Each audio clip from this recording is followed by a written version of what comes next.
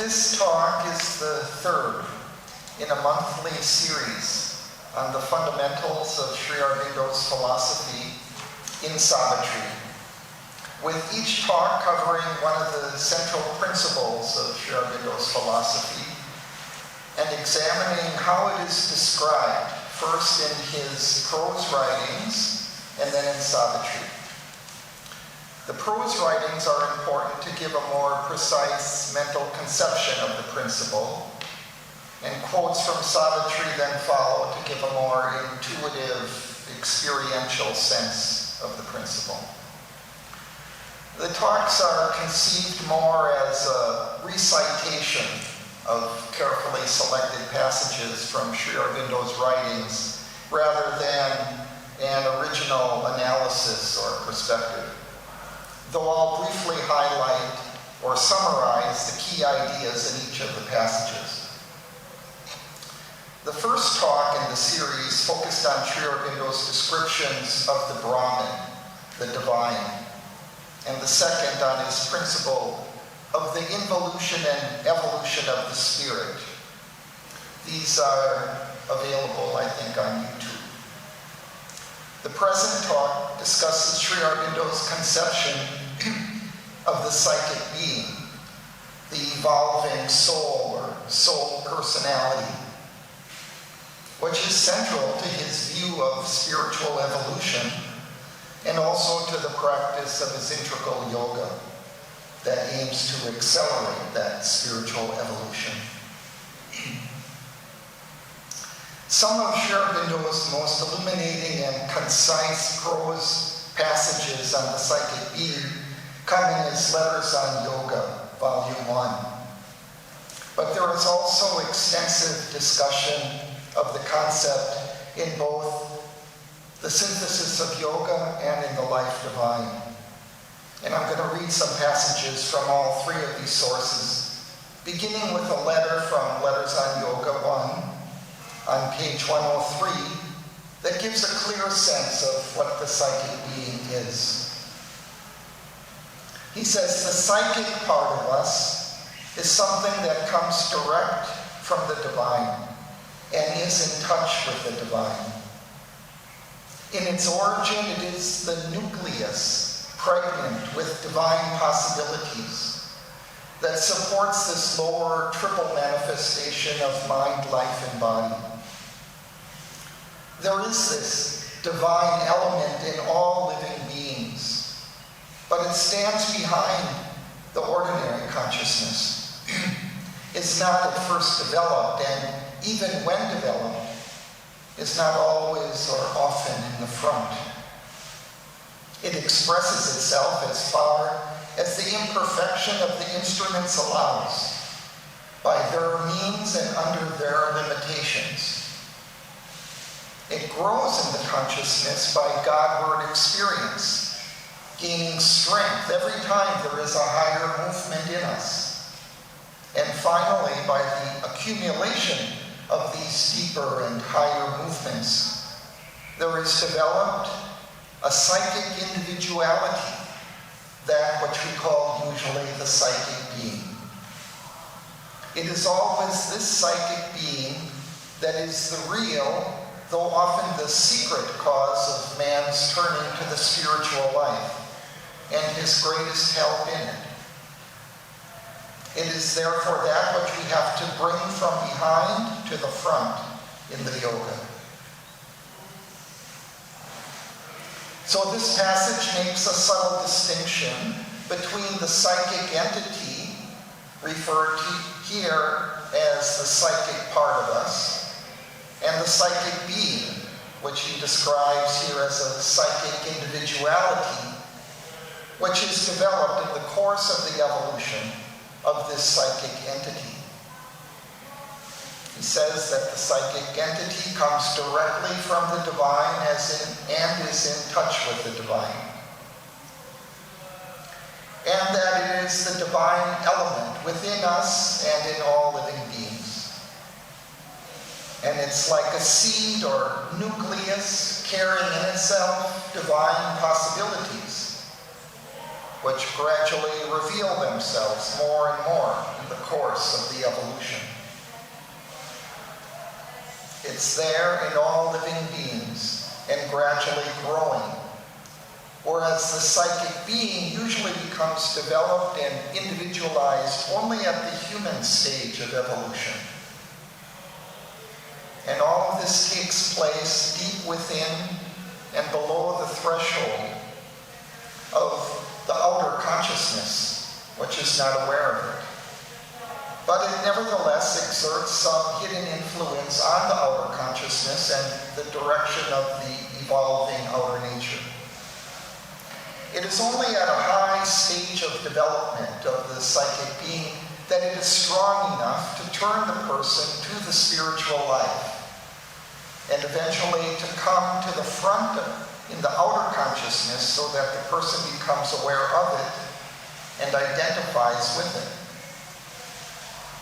Another letter on pages 106, 107 clarifies the relation of the psychic being with the Jivatman, the individual self above nature and the evolution.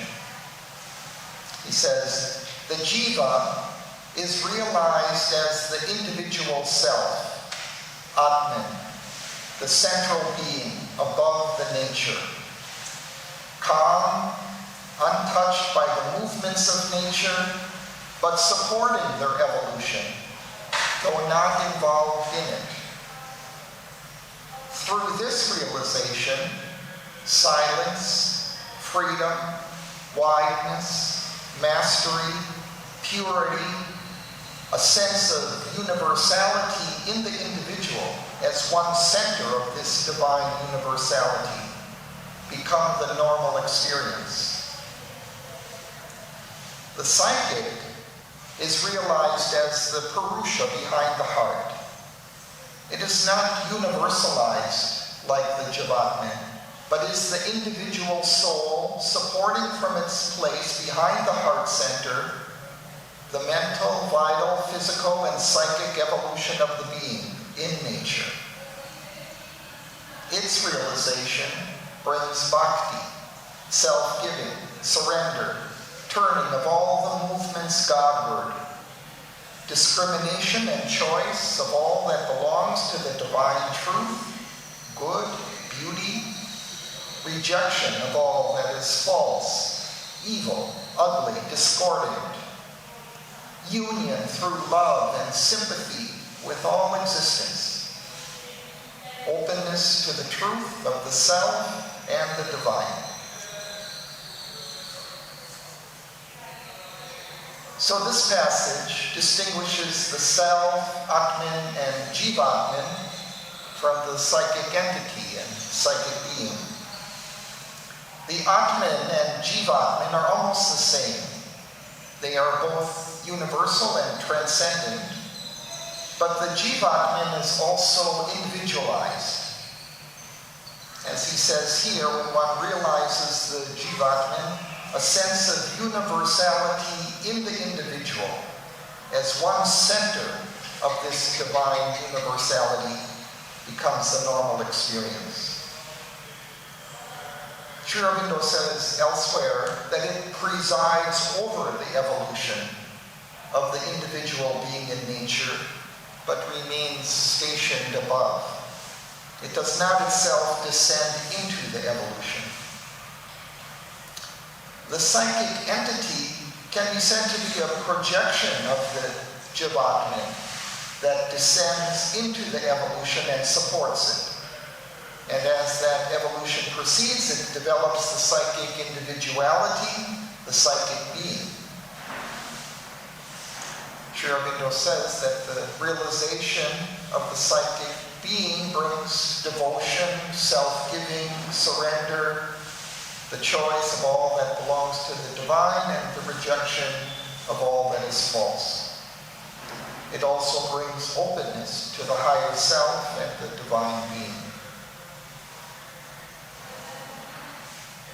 And one more passage from Letters on Yoga, pages 536 to 537, discusses the difference between the Atman and the psychic being, but it further elaborates on the nature of the psychic being. He says, it is necessary to understand clearly the difference between the evolving soul, psychic being, and the pure Atman, self or spirit. The pure self is unborn, does not pass through death or birth, is independent of birth or body, mind or life, or this manifested nature. It is not bound by these things, not limited, not affected, even though it assumes and supports them. The soul, on the contrary, is something that comes down into birth and passes through death, although it does not itself die, for it is immortal, from one state to another, from the earth plane to other planes and back again to the earth existence. It goes on with this progression from life to life through an evolution which leads it up to the human state and evolves through it all a being of itself, which we call the psychic being. This being supports the evolution and develops a physical, a vital, a mental human consciousness as its instruments of world experience, and of a disguised, imperfect, but growing self-expression. All this it does from behind a veil, showing something of its divine self, only insofar as the imperfection of the instrumental being will allow it. But a time comes when it is able to prepare to come out from behind the veil, to take command and turn all the instrumental nature towards a divine fulfillment. This is the beginning of the true spiritual life. The soul is able now to make itself ready for a higher evolution of manifested consciousness than the mental human. It can pass from the mental to the spiritual, and through degrees of the spiritual to the supramental state. Till then, till it has reached the spiritual realization, there is no reason why it should cease from birth. It cannot, in fact, so cease. If, having reached the spiritual state, it wills to pass out of the terrestrial manifestation, it may indeed make such an exit. But there is also possible a higher manifestation, in the knowledge and not in the ignorance. The passage is interesting in its description of the soul passing through life, death, and rebirth, leading up to the human stage. The soul develops the psychic being which supports the evolution and develops a physical, vital, and mental human consciousness as its instruments of world experience and an imperfect but growing self-expression. And it does all this from behind the veil, hidden from the outer consciousness, until the being is sufficiently developed. Then it can finally come forward and take direct control of the outer life and turn it towards the realization of the transcendent and universal divine above and a divinized life here on earth. We should understand that the realization of the psychic being, its coming forward into the outer consciousness and directly controlling the outer life, is very rare among human beings. More typically, it operates behind a screen, as it were, unknown to the outer consciousness, and acts only indirectly through the developing instruments of mind, life, and body. The next passage from the Synthesis of Yoga, pages 153 to 154, expresses this working. The soul is at first but a spark, and then a little flame of Godhead burning in the midst of a great darkness. For the most part, it is veiled in its inner sanctum, and to reveal itself, it has to call on the mind, the life force, and the physical consciousness, and persuade them, as best they can, to express it. Ordinarily, it succeeds at most in suffusing their outwardness with its inner light, and modifying with its purifying fineness their dark obscurities or their coarser mixture. Even when there is a formed psychic being able to express itself with some directness in life, it is still in all but a smaller portion of the being. No bigger in the mass of the body than the thumb of a man was the image used by the ancient seers. And it is not always able to prevail against the obscurity or ignorant smallness of the physical consciousness, the mistaken surenesses of the mind, or the arrogance and vehemence of the vital nature. This soul is obliged to accept the human mental, emotive, sensational life as it is. Its relations, its activities, its cherished forms and figures. It has to labor to disengage and increase the divine element in all this relative truth mixed with a continual falsifying error.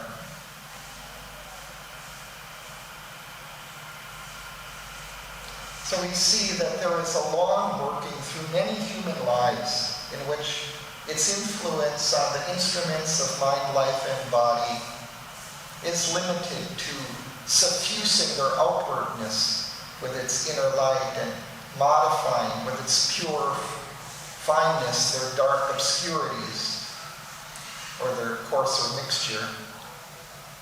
And then he says it has to labor to disengage and increase this divine element in all this relative truth mixed with falsifying error. That is its role and function in the evolution. Now the last prose passage is from the Life Divine, pages 941 and 942. It describes what happens when the psychic being is finally able to come forward into the outer consciousness and take control. I'll break it into two parts and comment briefly on each in turn. As the crust of the outer nature cracks, as the walls of inner separation break down, the inner light gets through. The inner fire burns in the heart. The substance of the nature and the stuff of consciousness refine to a greater subtlety and purity. And the deeper psychic experiences, those which are not solely of an inner mental or inner vital character, become possible in this subtler, purer, finer substance. The soul begins to unveil itself. The psychic personality reaches its full stature. The soul, the psychic entity, then manifests itself as the central being which upholds mind and life and body and supports all the other powers and functions of the spirit. It takes up its greater function as the guide and ruler of the nature. A guidance, a governance begins from within, which exposes every movement to the light of truth, repels what is false, obscure, opposed to the divine realization.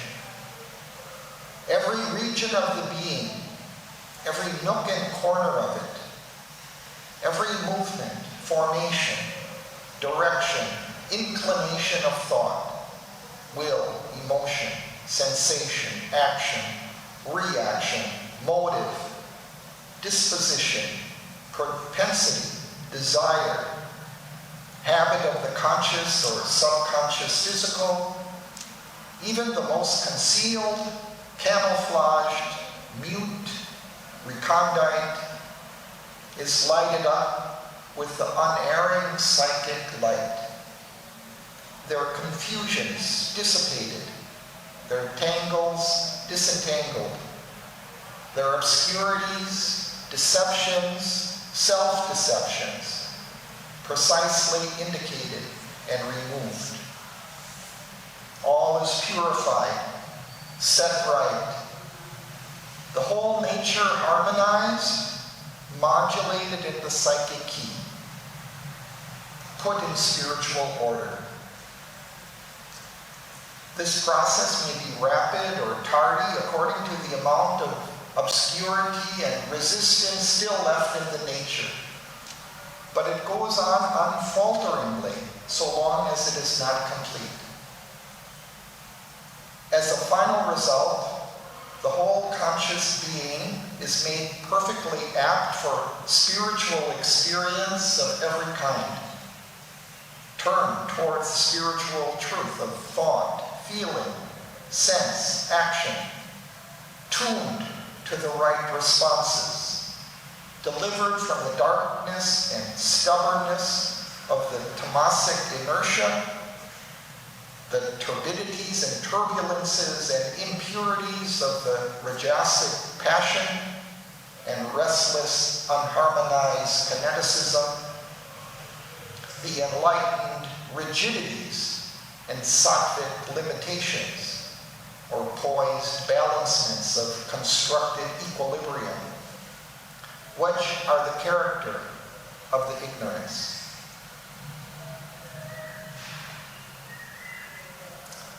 So here we're shown how the psychic being refines the outer being and thins and then breaks through the veil that has hidden it from the outer consciousness. And it then begins to guide and rule the outer life. It exposes everything in the outer nature that is contrary to the truth and repels all that is false, obscure, and opposed to the divine realization. And this process goes on for as long as it takes to purify and refine the outer nature and make it a transparent and responsive instrument of the soul. Then he continues. This is the first result, but the second is the free inflow of all kinds of spiritual experience. Experience of the self, experience of the Ishwara, that is the divine master of existence, and the divine Shakti. Experience of cosmic consciousness, a direct touch with cosmic forces and with the occult movements of universal nature. A psychic sympathy and unity and intercommunication and interchanges of all kinds with other beings and with nature. Illuminations of the mind by knowledge, illuminations of the heart by love and devotion and spiritual joy and ecstasy. Illuminations of the sense and body by higher experience. Illuminations of dynamic action in the truth and largeness of a purified mind and heart and soul. The certitudes of the divine light and guidance. The joy and power of the divine force working in the will and the conduct. These experiences are the result of an opening outward of the inner and inmost being and nature.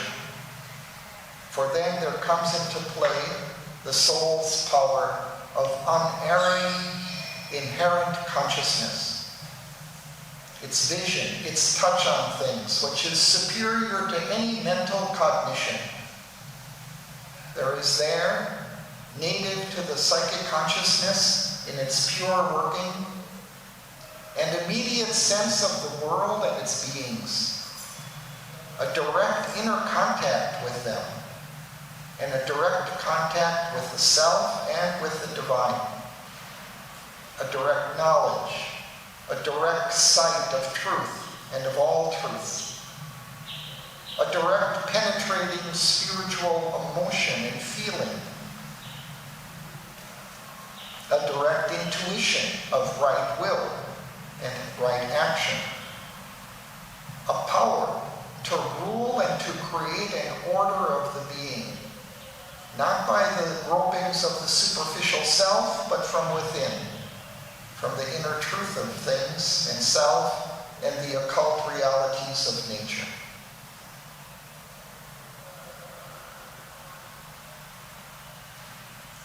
So this inflow of spiritual experience comes because the psychic being is a projection of the divine, an individualized center of the divine, descended into the earth nature, and is in contact with the transcendent and universal divine. Therefore, its coming forward opens us to experiences of the universal and transcendent aspects of the divine, as well as the change of the lower nature. The higher divine knowledge, force, love, and ananda begin to descend into us, and our consciousness begins to ascend higher and higher into their infinities. It makes possible a higher spiritual realization and a greater and more powerful transformation of the whole nature. The function of the psychic being in the evolution is to lead us to this realization of the divine being above and the transformation of the life here into a perfect expression of that divine existence.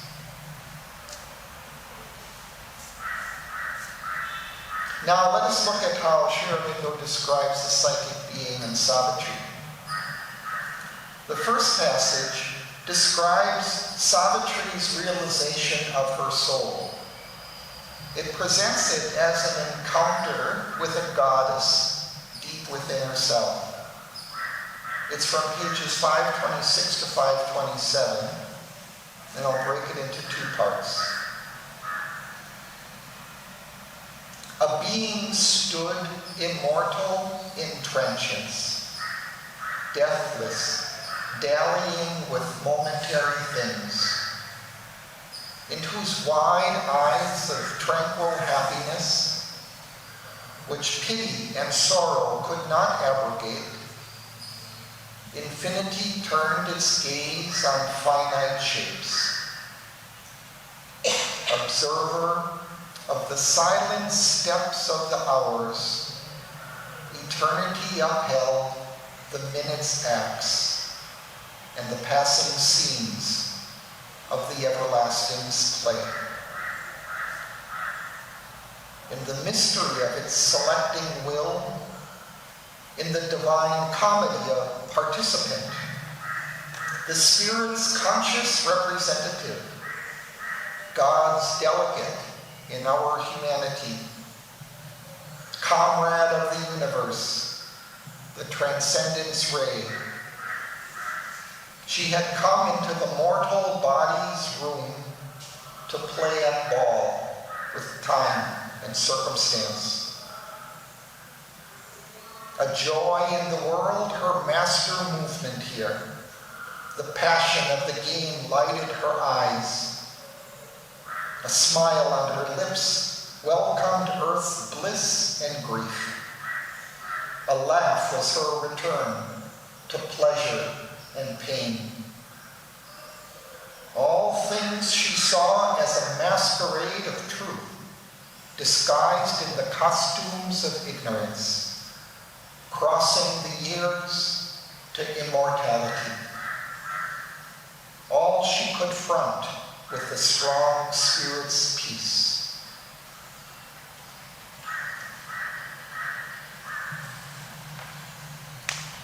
This seems to be an image of the Jivatman depicted as a divine goddess, but it also has attributes of the soul or psychic entity descended into the life and body. The latter being a projection of this Jivatman into nature and the evolution. He describes her as the Spirit's conscious representative, God's delegate in our humanity. We see that she has a tranquil happiness and a smile on her lips welcomed earth's bliss and grief, and a laugh was her return to pleasure and pain. She upholds all this ignorant life and all she could front with the strong Spirit's peace. And then it continues. But since she knows the toil of mind and life, as a mother feels and shares her children's lives, she puts forth a small portion of herself, a being no bigger than the thumb of man, into a hidden region of the heart, to face the pain and to forget the bliss, to share the suffering and endure earth's wounds, and labor with the labor of the stars. This in us laughs and weeps, suffers the stroke, exalts in victory, struggles for the crown.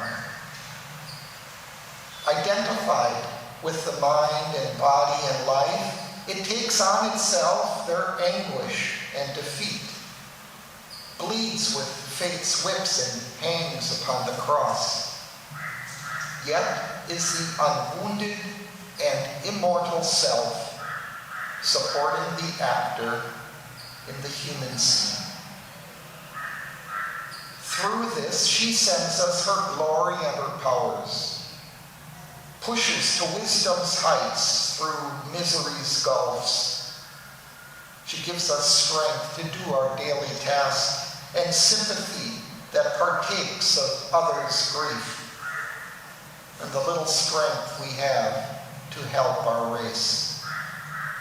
We who must fill the role of the universe, acting itself out in a slight human shape, and on our shoulders carry the struggling world.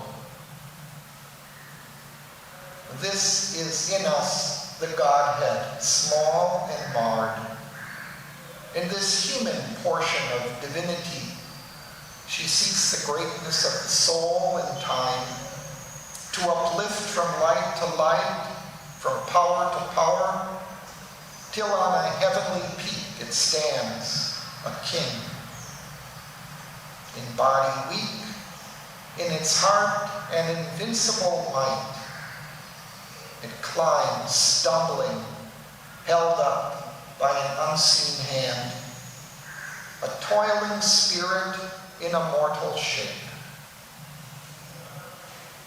Here in this chamber of flame and light they met.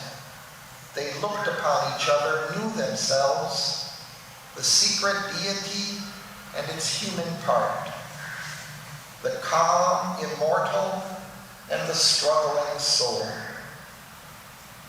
Then, with the magic transformation speed, they rushed into each other and grew one.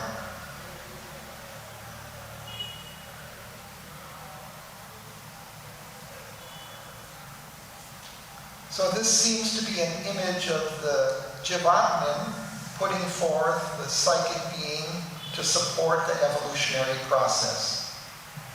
It shows the psychic being still in its developing phase, as he says, identified with the mind and body and life, and that it takes on itself their anguish and defeat, and in that way supports the elder being through its trials and sufferings. He calls it a human portion of divinity, which gives us strength to do our daily task and sympathy that partakes of others' grief. Although it is small at first, no bigger than a thumb, it grows and toils and climbs towards the true expression of the divine, held up by an unseen hand, which is presumably that Jivatman which it represents. And finally, we see that the two, The calm immortal and the struggling soul merge and become one.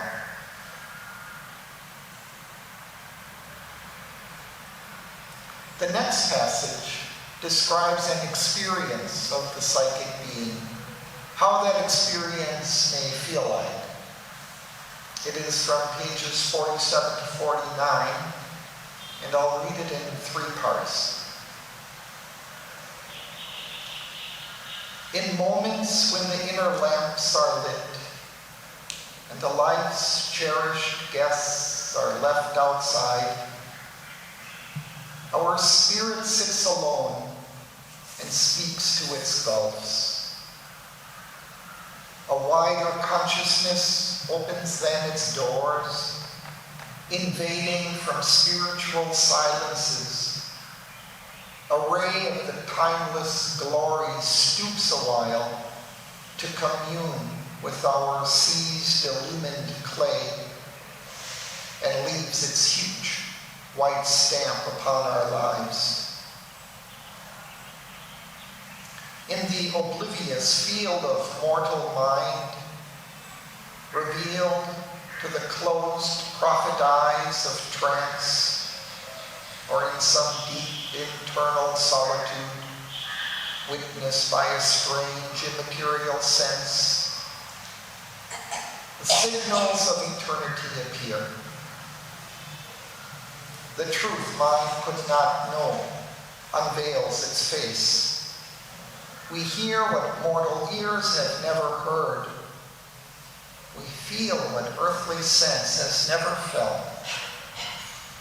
We love what common hearts repel and dread. Our minds hush to a bright omniscience. A voice calls from the chambers of the soul. We meet the ecstasy of the Godhead's touch in golden privacies of immortal fire.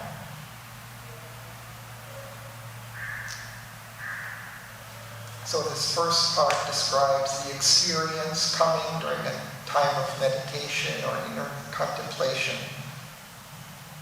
And then a wider consciousness opens its doors and descends into us from some spiritual silence. And it brings a sense of spiritual truth, eternity, knowledge, beauty, delight that are unfamiliar to our world. He continues, these signs are native to a larger self that lives within us by ourselves unseen. Only sometimes a holier influence comes. A tide of mightier surgeons bears our lives, and a diviner presence moves the soul. Or through the earthly coverings, something breaks. A grace and beauty of spiritual light, the murmuring tongue of a celestial fire. Ourself and the high stranger whom we feel, it is and acts unseen as if it were not. It follows the line of sempiternal birth, yet seems to perish with its mortal frame. Assured of the apocalypse to be, it reckons not the moments and the hours. Great, patient, calm, it sees the centuries pass, awaiting the slow miracle of our change in the sure, deliberate process of world force and the long march of all-revealing time.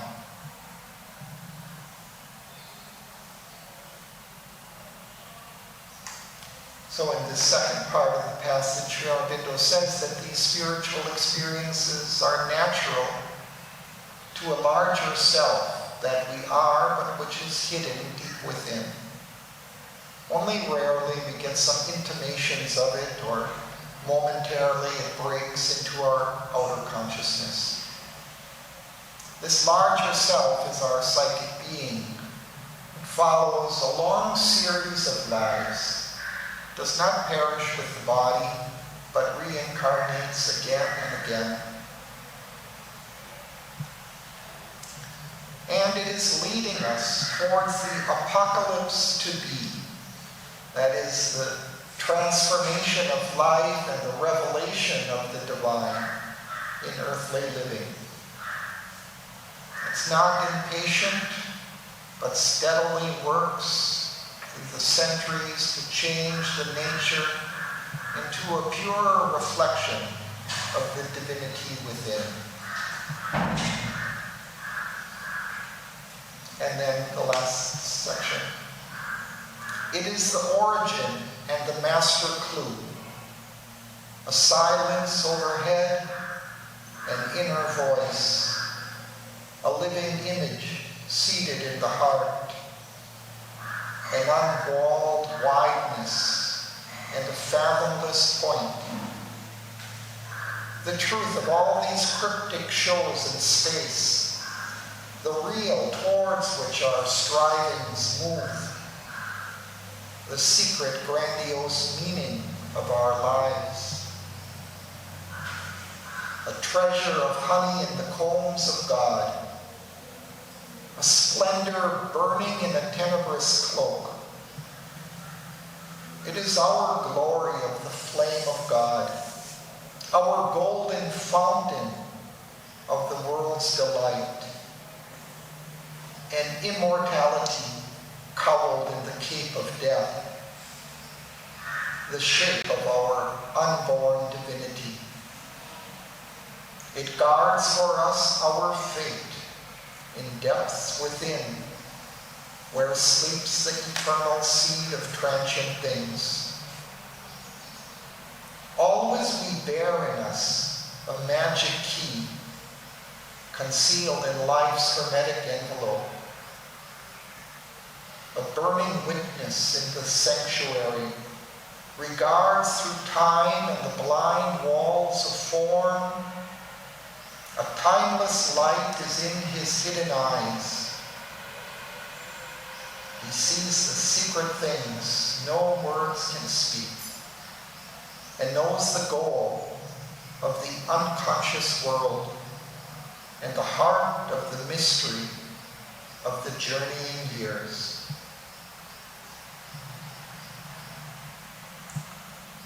And the last part of the passage shows that the experience of the psychic being can take many different forms. It can be experienced as a silence overhead, as an unwalled wideness, as a fathomless point, as the secret meaning of our lives. He further describes it as a treasure of honey and a golden fountain of the world's delight. It is an immortality, the eternal seed of transient things, and the shape of our yet-to-be embodied divinity. He says that it is always there within us, a witness regarding through time the mystery of the journeying years.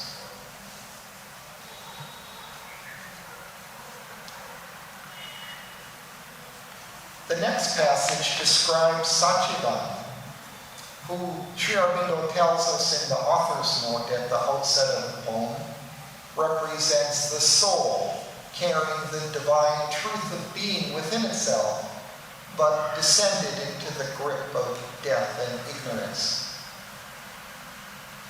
This passage gives us a sense of how someone who has realized their soul may appear to others. Not so much physically, but the effect they may have on others, how their nature and character may be perceived and described in poetical terms and images. It's from pages 430 to 431. A sapphire cutting from the sleep of heaven, Delightful is the soul of Satchivan, a ray out of the rapturous infinite. A silence waking to a hymn of joy. A divinity and kingliness gird his brow. His eyes keep a memory from a world of bliss. As brilliant as a lonely moon in heaven, gentle like the sweet bud that spring desires, pure like a stream that kisses silent banks. He takes with bright surprise spirit and sense. A living knot of golden paradise. A blue immense, he leans to the longing world. Time's joy borrowed out of eternity. A star of splendor or a rose of bliss.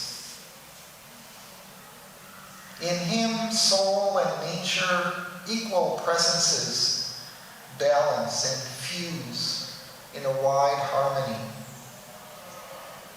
The happy in their bright ether have not hearts more sweet and true than this of mortal make, that takes all joy as the world's native gift, and to all gives joy as the world's natural right.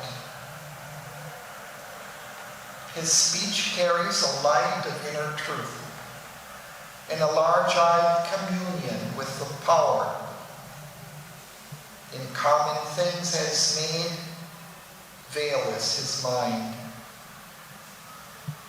A seer in earth shapes of garbless deity.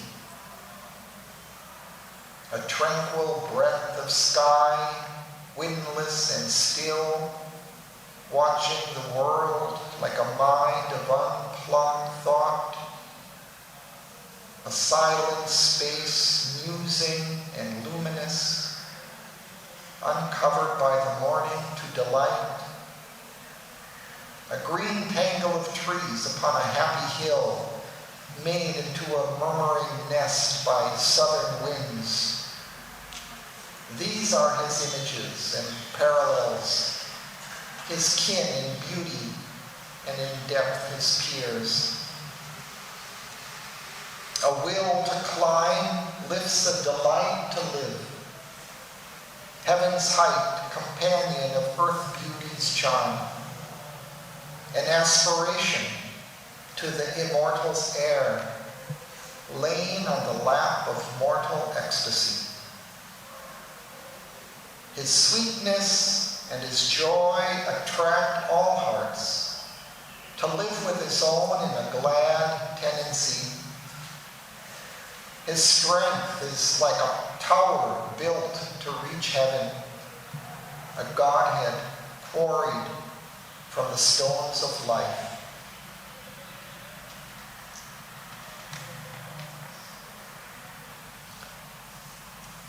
So Satchivan combines many divine qualities in his being, but foremost he is delightful. His eyes keep a memory from a world of bliss. He takes joy in the world and freely gives joy to others. But he also has a deep and quiet mind and knowledge that looks out on the world. And his speech carries a light of inner truth and power. He has great strength and power. Strength is like a tower built to reach heaven, a Godhead quarried from the stones of life. So the final passage I'll read describes King Aswapati's entry into the world soul. This is the psychic world where the psychic being goes to rest and assimilate its experiences between lives on earth. However, the description also applies, I think, to the experience of the individual psychic being. And some of the images used here have been used elsewhere by Sri Aurobindo to describe the experience of the psychic being. It's from pages 289 to 291. I'll read it in 3 parts. As if a beckoning finger of secrecy outstretched into a crystal mood of air pointed at him from some near hidden depth, as if a message from the world's deep soul, an intimation of a lurking joy that flowed out from a cup of brooding bliss. There shimmered, stealing out into the mind, a mute and quivering ecstasy of light, a passion and delicacy of roseate fire. As one drawn to his lost spiritual home feels now the closeness of awaiting love, into a passage dim and tremulous that clasped him in from day and night's pursuit, he traveled led by a mysterious sound, a murmur multitudinous and lone. All sounds it was in turn, yet still the same. A hidden call to unforeseen delight, in the summoning voice of one long known, well-loved, but nameless to the unremembering mind. It led to rapture back the truant heart. The immortal cry ravished the captive ear. Then, lowering its imperious mystery, it sank to a whisper circling round the soul. It seemed the yearning of a lonely flute that roamed along the shores of memory and filled the eyes with tears of longing joy.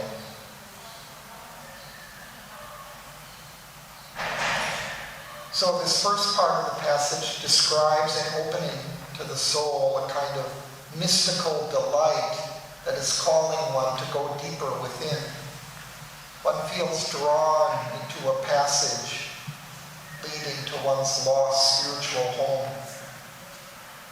And one may hear beautiful, captivating sounds beckoning one to go deeper within to find their source.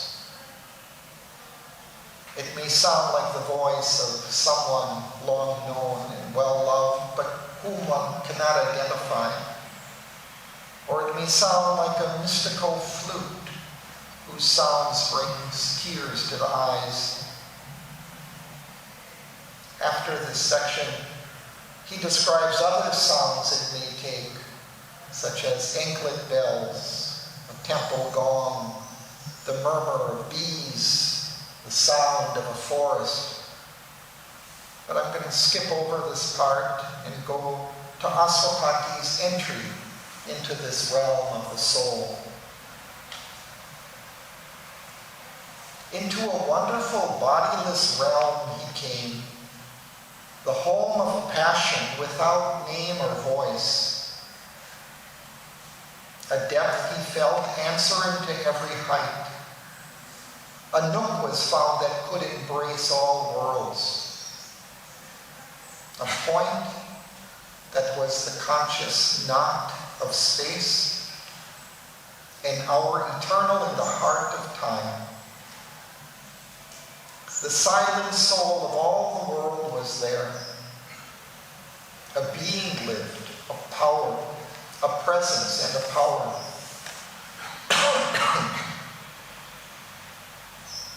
A single person who was himself and all, and cherished nature's sweet and dangerous throbs, transfigured into beasts divine and pure. One who could love without return for love, meeting and turning to the best, the worst. It healed the bitter cruelties of earth, transforming all experience to delight, intervening in the sorrowful paths of birth. It rocked the cradle of the cosmic child and stilled all weeping with its hand of joy. It led things evil towards their secret good. It turned wrapped falsehood into happy truth. Its power was to reveal divinity.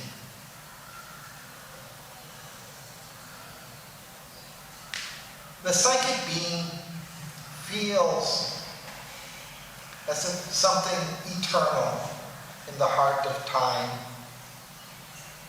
There is sense to being, a presence, a power.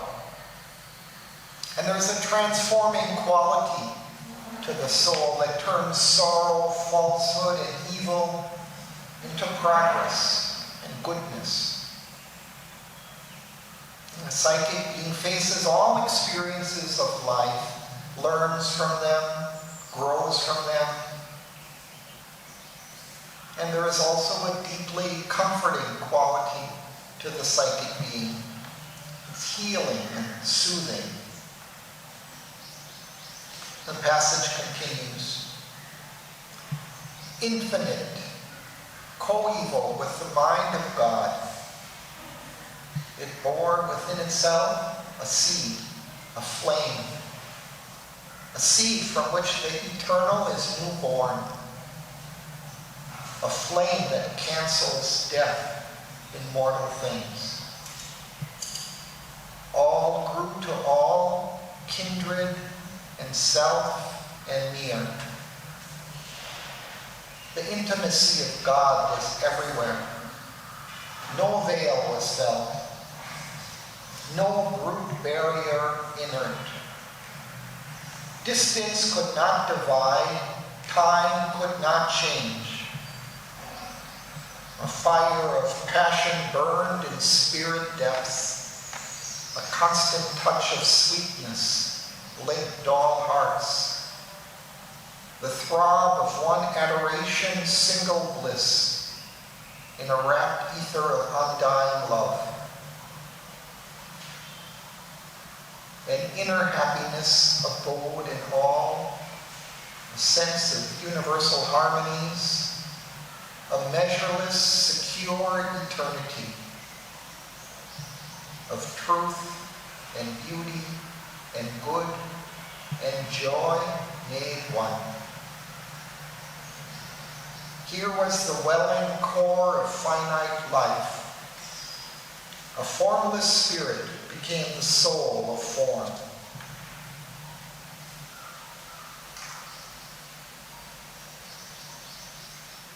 This final part of the passage describes another aspect of the psychic being and its realization. It feels as an instinctive oneness and harmony with others and the world. As he says, all grew to all, kindred and self and near. Distance could not divide, time could not change. And then he describes what may be its most characteristic quality. A measureless, secure eternity of truth and beauty and good and joy made one. The psychic being has all these wonderful qualities fused into one.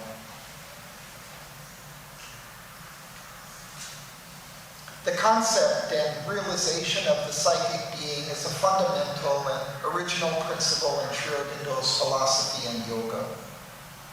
And it's intimately related to the two previous principles that I examined in the earlier talks, the Brahman, or divine, and the spiritual evolution. The soul in us is actually a projection of the divine into the lower nature, which supports the evolution from inconscient matter to the supermind and beyond.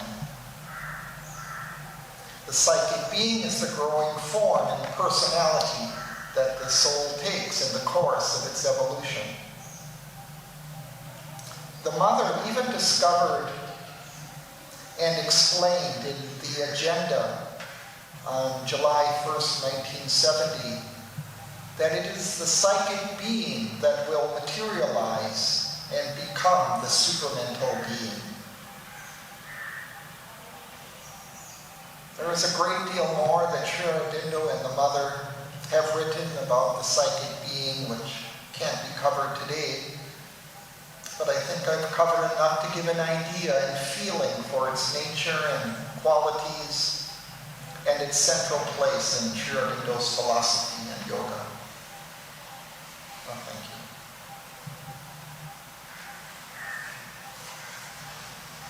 Thanks to Sri Aurobindo. Thank you.